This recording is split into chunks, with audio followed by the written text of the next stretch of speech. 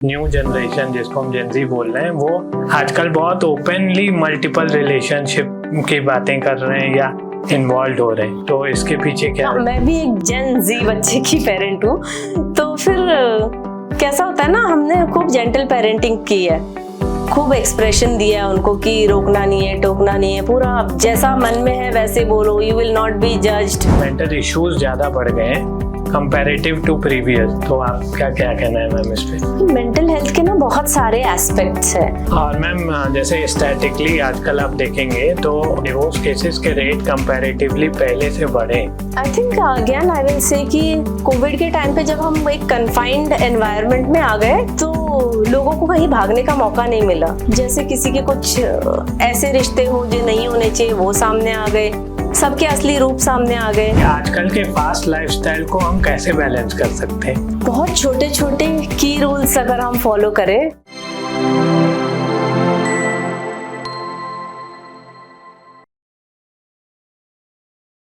New generation जिसको हम जेन ज़ी बोल रहे हैं वो आजकल बहुत ओपनली मल्टीपल रिलेशनशिप की बातें कर रहे हैं या इन्वॉल्व हो रहे हैं। तो इसके पीछे क्या है? मैं भी एक जेन ज़ी बच्चे की पेरेंट हूँ, तो फिर कैसा होता है ना, हमने खूब जेंटल पेरेंटिंग की है, खूब एक्सप्रेशन दिया है उनको कि रोकना नहीं है, टोकना नहीं है, पूरा जैसा मन में है वैसे बोलो, you will not be judged, no judgments. तो आपने पूरा एक्सप्रेशन दिया है, तो अब जैसा जैसा फील हो रहा है सुनो फिर। राइट। हम ही ने तो उनको बोला है ना, कोई जजमेंट्स नहीं होंगे, तो अब नहीं जज कर सकते हम। हाँ राइट।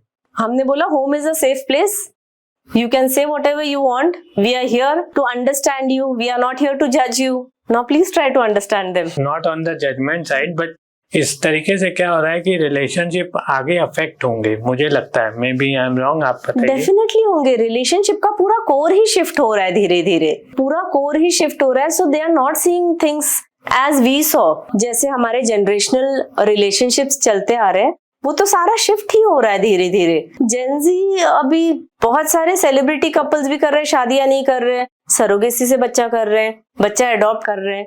ये जेन ज़ी आगे करने वाले हैं। हाँ right. They are not going to invite a spouse, maybe they will have a child, however medically that is possible.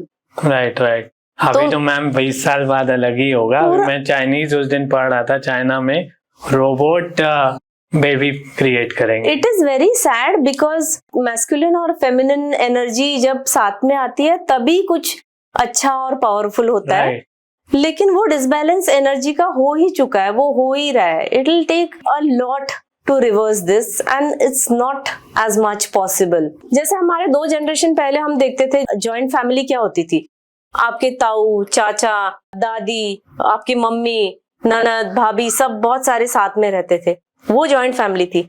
हमारे जनरेशन तक जॉइंट फैमिली हो गई, सास ससुर हस्बैंड बच्चा, तो उनके टाइम पे कुछ तो फैमिली स्ट्रक्चर में चेंज आने ही वाला है। We'll just have to wait and watch how they want their world around. But ma'am हर जगह हम मेंटल हेल्थ की बात करते हैं, इनफैक्ट न्यू जनरेशन ज्यादा करते हैं। इनफैक्ट मेंटल केसेस अभी ज्यादा बढ़ गए हैं, मतलब मेंटल इश्यूज ज्यादा बढ़ गए हैं कंपैरेटिव टू प्रीवियस, जबकि बातें आज ज्यादा होती हैं। तो आपका क्या कहना है मैम इस पे? मेंटल हेल्थ के ना बहुत सारे एस्पेक्ट्स हैं। बहुत सारे बच्चों को चाइल्डहुड ट्रॉमा होता है। जो एनवायरनमेंट था हमारा पहले जैसा, वैसा अब नहीं है। अभी जो हम फूड भी कंज्यूम कर रहे हैं वो इतना सारा पेस्टिसाइड से स्प्रे किया हुआ है। फ्रूट्स जो हम खा रहे हैं वो इतना सारा फर्टिलाइजर और पेस्टिसाइड स्प्रे किया हुआ है। जब वो पेड़ के ऊपर से कीट कीटाणु सारे मार रहा है तो वो हमारे बॉडी में भी जाके तो कितना सारा चेंजेस कर रहा होगा, कितने सारे ऑटो इम्यून डिजीजेस हो रहे। तो बॉडी की जो अपनी हीलिंग कैपेसिटी थी वो बहुत कम हो गई है, ऑटो इम्यून डिजीजेस बहुत सारे बढ़ गए हैं।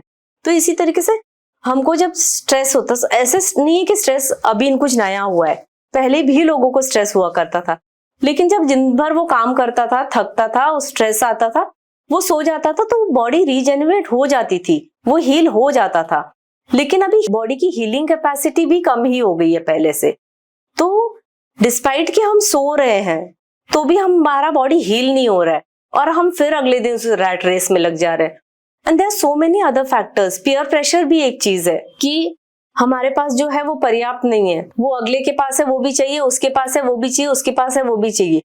पहले पता भी नहीं चलता था किसके पास। राइट हम उस कल्चर से आए हैं कि हमारे पास अगर कोई कीमती चीज है तो हम उसको छुपा कर रखते थे। राइट, अभी ग्लोरीफाई अब आपने आईफोन लिया, आपने स्टोरी पे पहले डाला, अब आप ले रहे हो, आपका कोई कजन भी ले रहा है, आपका कोई दोस्त भी ले रहा है, जो नहीं ले पा रहा है उसको बुरा भी लग रहा है। राइट भले आपको वो मुंह पे कॉन्ग्रेचुलेशंस बोल रहा है, लेकिन उसको अंदर से शायद अच्छा ना लग रहा हो। राइट, तो इस तरीके का पीयर प्रेशर, कंपैरिजन बहुत तरीके के, लड़कियों में तो इतना सारा है, परफेक्ट बॉडी चाहिए, परफेक्ट स्किन चाहिए, परफेक्ट हेयर चाहिए, ये भी छोटी छोटी चीजें अफेक्ट कर रही है। आज एक पिंपल आ गया, परेशान हो गई लड़की, 2 बाल ग्रे हो गए, परेशान हो गए। सबकी बात बोल रहे हैं, हम भी परेशान हो जाए। क्यों? इतना सारा पीयर प्रेशर है, हर तरीके का ये पीयर प्रेशर ही है, कंपैरिजन ही है। हम कहीं से खुश नहीं हो रहे, हमको बस कमियां कमियां कमियां कमियां ही दिख रही है। कभी ये चाहिए, कभी वो चाहिए, फिजिकली ऐसा चाहिए, मेंटली ऐसा चाहिए, फिर पोजेशंस में ये चाहिए, गाड़ी भी चाहिए, घर भी चाहिए, बॉडी भी परफेक्ट चाहिए, खाना भी वही खाना है जो नहीं खाना चाहिए। तो कंडीशनिंग हो गई है लाइफ। कहीं ना कहीं हम अपने आप को कंट्रोल ही नहीं कर पा रहे हैं। जब इतने सारा चीज हमको स्टिमुलेट कर रहा है, ये कंटिन्यूस स्टिमुलेशन है हमारे बॉडी को। आपका बॉडी रेस्ट नहीं कर रहा है, आप सो भी रहे हो तो आप ये सोच रहे हैं मेरे को ये चाहिए, मुझे वो चाहिए, ये लेना है, उसने वो ले लिया। हमारे बैक ऑफ द माइंड भी वही रन कर रहा है, आपका ब्रेन रेस्ट ही नहीं कर रहा है। बट कॉन्स्टेंटली बॉडी जब स्टिमुलेट होता रहता है ना, तो आपका बॉडी एट रेस्ट जाता ही नहीं है, एट रेस्ट जाता ही नहीं है। In fact, I would say like sleep is the new luxury, ऐसा भी बोलते हैं आजकल। हाँ, अगर आप आराम से सो पा रहे हैं तो आप बहुत खुशनसीब है। ओके, क्योंकि आपको शांति की नींद आना आज के दिन में बहुत बड़ा बून है, समझ लो। नहीं आती है नींद, लोग ना स्लीपिंग पिल्स खा रहे हैं, सुकून ही नहीं है, क्योंकि खुशी नहीं है। हाँ, क्योंकि जो है वो पर्याप्त ही नहीं है। Exactly. और चाहिए, ये भी चाहिए, वो भी चाहिए, ये मिल गया तो वो चाहिए, वो मिल गया तो क्यों मिल गया, अब ये नहीं चाहिए, अब वो चाहिए। उसी में पूरा मतलब हमारा माइंड हमेशा अनरेस्ट पे है। तो definitely if you are sleeping well, nothing like it. और मैम जैसे स्टैटिकली आजकल आप देखेंगे तो डिवोर्स केसेस के रेट कंपैरेटिवली पहले से बढ़े, तो आप इस पे क्या कहना चाहेंगे? I think again I will say कि कोविड के टाइम पे जब हम एक कन्फाइंड एनवायरनमेंट में आ गए तो लोगों को कहीं भागने का मौका नहीं मिला। तो जिसका जो भी, जैसे किसी के कुछ ऐसे रिश्ते हो जो नहीं होने चाहिए वो सामने आ गए, सबके असली रूप सामने आ गए। अगर हस्बैंड काम पे जा रहा था तो वाइफ अपना काम कर लेती थी, उसको भी एक ब्रेक मिल जाता था हर चीज से।